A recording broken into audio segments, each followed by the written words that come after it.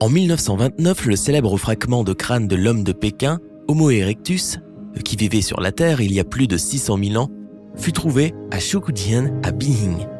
À cette époque, l'archéologie était en Chine une nouveauté. Cette découverte remplit d'une grande joie les scientifiques chinois. Lorsque la guerre de résistance du peuple chinois contre l'agression japonaise éclata, les scientifiques décidèrent d'envoyer la calotte crânienne aux États-Unis pour qu'il soit gardé en lieu sûr. Les restes fossilisés furent placés dans 2 caisses en bois et envoyés à Qinhuangdao par train. Là, ils devaient être embarqués dans un navire à destination des États-Unis. Mais les Japonais interceptèrent le train et l'homme de Pékin ne fut depuis jamais revu. Voici le Homo Wuding, le plus grand récipient de rite en bronze existant. L'un des plus précieux joyaux nationaux de Chine. La nation a dû remercier un agriculteur de l'avoir protégé. En effet, en 1939, le jeune paysan Wu Peiwen le découvrit dans son cimetière familial de la province du Henan.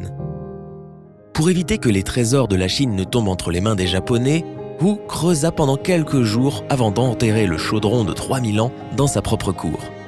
En 1946, celui-ci fut récupéré et remis au gouvernement. Le chaudron fit sensation dès qu'il fut révélé au public. En 1949, lorsque le Kuomintang perdit la guerre civile qu'il avait opposée au Parti communiste chinois, au lieu d'amener le chaudron avec lui jusque la province insulaire de Taïwan selon le plan initial, il dut l'abandonner à l'aéroport en raison de son poids lourd. Après de nombreuses péripéties, il fut finalement présenté au Musée national de Chine. Alors que Homo Wuding était en sécurité, beaucoup d'autres pièces disparurent. Aujourd'hui, plus de 1,64 million d'antiquités chinoises sont conservées dans plus de 200 musées à travers le monde. On estime que la Chine a plus de 10 millions de reliques éparpillées un peu partout dans le monde. Au cours des 3 dernières décennies, bon nombre de ces objets ont été récupérés. Le Minfanlei est un récipient à vin de la dynastie des Shang. Il fut découvert à Taoyuan, dans la province du Hunan, en 1922. Un jour, le corps du récipient disparut. Sa disparition demeure encore un mystère. 70 ans plus tard, il fut retrouvé dans une collection privée japonaise. Le musée provincial de Hunan tenta à maintes reprises de négocier son retour, mais en vain. En 2001, il apparut lors d'une vente aux enchères à New York.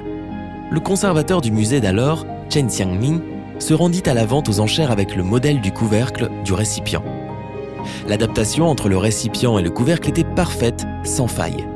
Plusieurs musées chinois mirent en commun leurs fonds pour essayer de la ramener en Chine. Mais ce fut un nouvel échec.